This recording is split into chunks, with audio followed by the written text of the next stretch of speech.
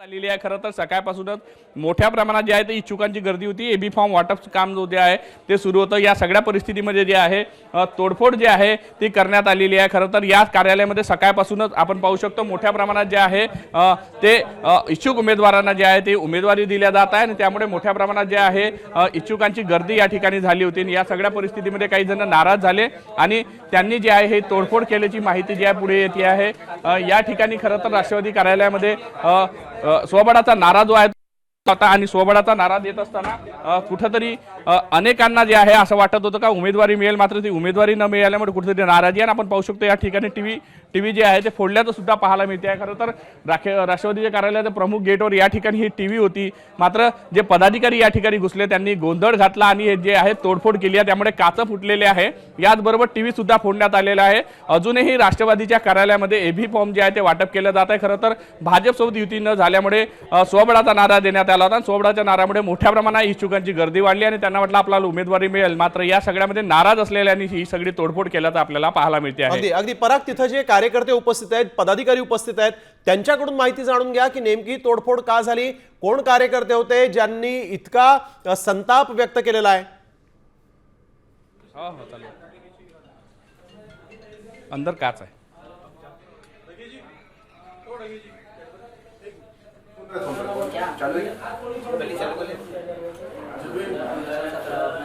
तर आपण बघतोय यावेळेस नागपूरमध्ये राष्ट्रवादीचं कार्यालयच फोडून टाकलेलं आहे कार्यकर्त्यांनी। संतप्त झाले होते कार्यकर्ते। इथं आपण बघतोय की वर्षानुवर्ष आम्ही पक्षाचा प्रचार करतो आणि तरी देखील तिकीट देताना आम्हाला नाकारलं गेलं आणि त्यामुळे या संतप्त झालेल्या कार्यकर्त्यांनी राष्ट्रवादी अजित पवार पक्षाचं जे कार्यालय आहे विदर्भामधलं ते फोडून टाकलेलं आहे। इकडचे कॉम्प्युटर्स जे आहेत ते उधळून लावले होते, इथे ज्या काचा होत्या त्या देखील फोडण्यात आल्या होत्या। या महानगरपालिकेच्या निवडणुकीमध्ये ज्या पद्धतीने राष्ट्रवादी काँग्रेस पार्टीला एक ताकद मिळाली ती अतुलनीय आहे। सगळं आपण बघत आहे, खूप आहे आणि या माध्यमातून या संपूर्ण प्रकरणामध्ये आता युती होण्याची शक्यता मावळली आहे। तुम्ही निवडणूक 151 जागी तुमचे उमेदवार उभे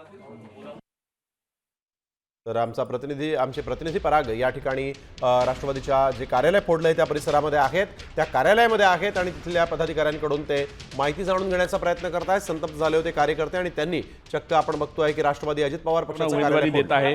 काय झालं नेमकं, एवढी नाराजी, एवढी इच्छुकांची गर्दी?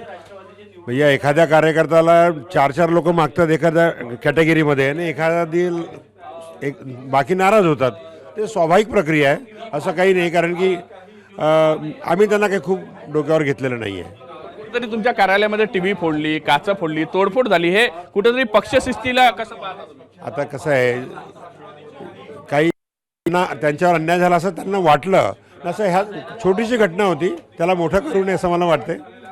नक्कीच मोठं वाटत नाही, पण तुमच्या शेवटी कार्यालयाचं नुकसान झालं। एक पक्षशिस्ती येते, पक्षशिस्तीमध्ये मागण्या कुठलीही गोष्टी मागणी करताना प्रक्रिया असते, त्या प्रक्रियेला कुठेतरी तोडून ते झालेलं ते चूक आहे।